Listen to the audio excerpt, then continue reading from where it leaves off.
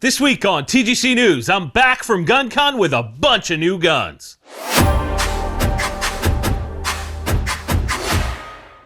Welcome back to another episode of the Gun Collective News. I'm John Patton, and I want to say a huge thank you to anyone that came out to GunCon this year. It was freaking awesome. I mean, there were so many of you that came out. I really do appreciate the support. I tried to say hi to as many people, take as many selfies as I could, and I appreciate you. Of course, also thank you to the brands and content creators that attended as well, because we couldn't make it work without you guys. It all has to work together. We learn more every year about how to improve and make the event better for everyone, so thank you again for coming out, being a part of GunCon this year. It was incredible. Of course, we'll see you next year. Now, the news is coming. The June background check numbers are in from the FBI, and yet again, we are below last year's numbers. In June 2024, we saw just over 2 million background checks, down about 120,000 from last year at the same time, and the lowest we've had since 2018. However, we're halfway through the year, and we are consistently seeing over 2 million each month, which is pretty wild. The summer is always a slow one, and we shall see if we dip below that mark next month. I am very curious to see how things will shake out for the rest of the year as the trend continues. Moving on, we've got a new one from Timney Triggers. It's called the Impact American, and long story short, this is the first trigger that I've seen for the brand new Ruger American Gen 2. It's a non-adjustable 3 to 4 pound pull weight and has an MSRP of $125.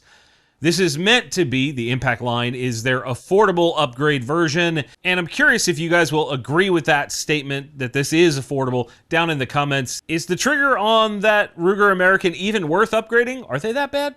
I personally enjoy making my setups the best they can be, and thanks to our sponsor this week, Silven Arms, you can do that too. New for 2024 is their SA5 folding stock adapter. Developed for serious use, the SA5 is made of steel, has adjustable hinge tension, and a tighter fit to your receiver, and of course all the features from their previous folders. To get 10% off, use the code TGC10 at sylvanarms.com.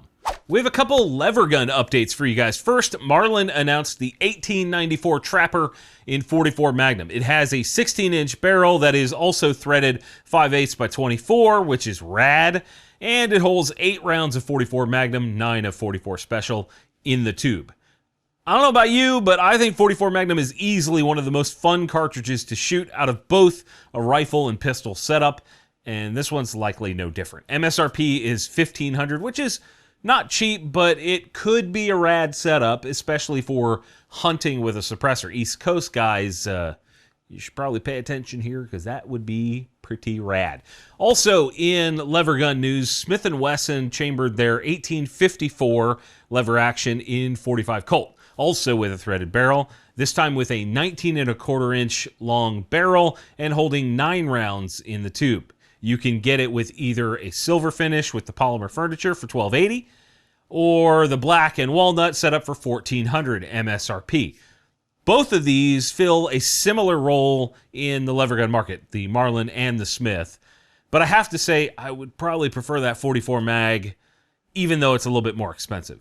Continuing in FUD lore, Kimber released a new 1911, and while you're yawning, I'll tell you that it's called the Independence 1911.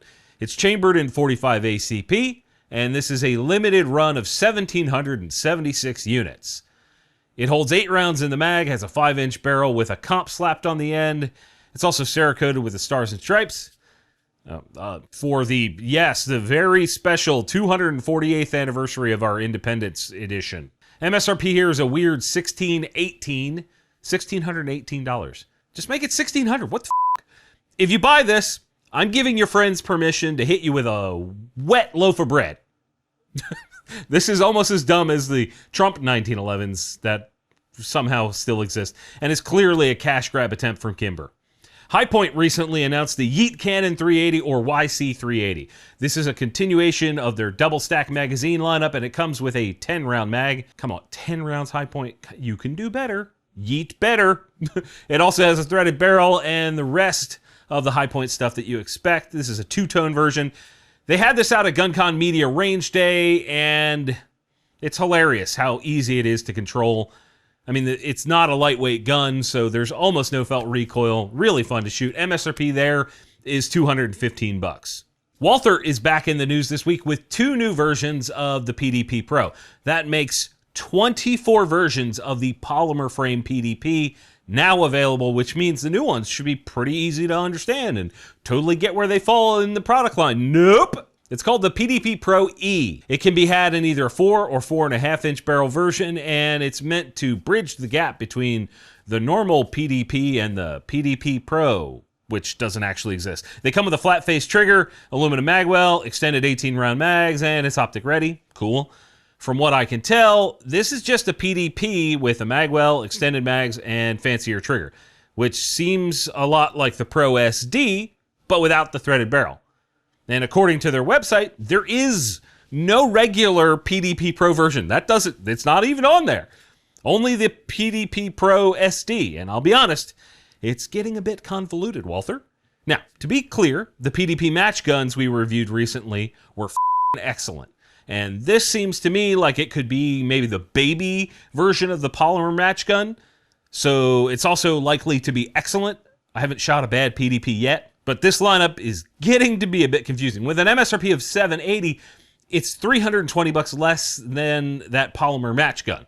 I'll let you guys weigh in the comments with your thoughts. CMMG is in the news this week with a gun called the BR4 Descent. Descent is their name for their enclosed recoil system lineup. The BR4 is their take on a ranch-style rifle that's been kind of hyped up recently, and being that this one doesn't have a recoil system sticking out the back of the gun, this was a perfect candidate for this. They say that it is 47 state compliant and is truly meant for folks that can't easily get a hold of a standard AR.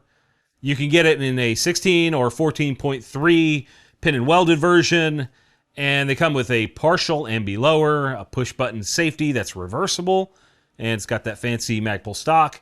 It will also work with any of their other Descent uppers, so you can sort of mix and match. You can currently get them in 5.56, 300 black, 22 arc, 6 arc, 6.5 Grendel, 350 Legend, and even 9mm. MSRP is $1,900, which weirdly falls in the middle of the pricing of that style of gun. I don't know, the SIG really changed the metric on what's affordable in this style of gun. I kind of want one for my 300 blackout Descent, which is like right here-ish, somewhere in there. I don't know, I think it would be a neat setup. Now, I have another great deal of the week for you guys. I try not to bring you a deal of the week unless it's really good. Caldwell has a sale going on for their flashbang hit indicators. Yeah, great. For the normies, not you guys, for the normies, it starts at 20% off. For you guys, because you're watching TGC, it starts at 25% off if you buy 3. Not 20, but 25% off for you guys.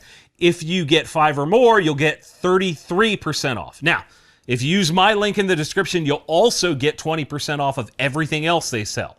There really isn't a better deal on the internet right now for these things. And on top of that, I've used them out to 1,300 yards. You can see them clear as day. The code is TGC BANG. The link is in the description or comment section. Wherever we're putting them, keep a lookout. TGC BANG, use our link. You'll get that pricing. SIG is back in the news this week to add even more pistols to their pistol lineup. First is the P320 X5 SXG. The SXG is the name of their new steel frame. So we have the AXG aluminum frame, TXG tungsten polymer frame, and now the SXG steel frame that are outside of the standard polymer versions. This SXG has a 5-inch barrel, flat face trigger, lock grip panels, which are excellent, and tips the scales at a whopping 49.5 ounces. That's 8.5 ounces more than the steel frame PDP match, and 3.5 ounces more than the Dan Wesson DWX.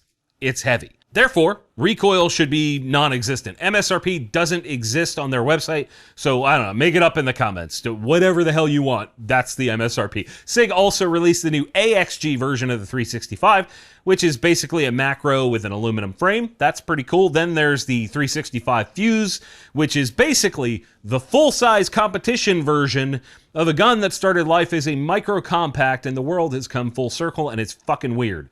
It's got a 4.5-inch barrel, 21 round mag, stippled grip, and all the rest of the stuff that you would expect from that style of gun.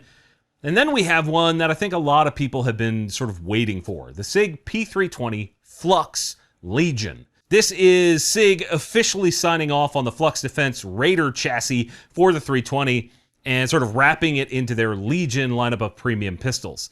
These things are pretty neat, and they really embody the concept of like a personal defense weapon, PDW, in a different way.